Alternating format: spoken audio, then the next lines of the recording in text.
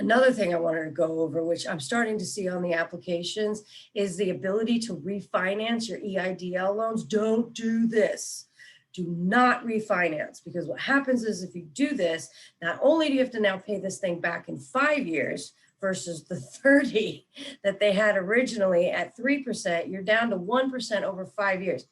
Stupid. The only reason why they're doing this is because the government wants their money back. Because they're poor. They've been throwing money out at us for the last year and a half. Don't do it. Just deny it, say no. If they go through anything that says, oh yeah, no, we'll get you more PPP, don't believe it. Now, granted, your idle amount does help get you a better, what do you call it? It gets you a better max loan from PPP if you had taken out a substantial idle loan. Like a lot of my clients got around like $150,000. And in doing that, then they'll calculate that into the benefit that you can qualify for based on your monthly payroll.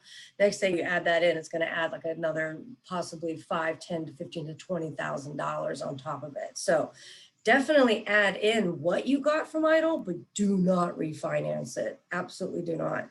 Let this train run on its tracks, because I have a feeling that come years from now, when the government's trying to figure out how to come back and collect on this 30-year loan, most of some legislation you figure is going to get passed, or they're just going to let it go.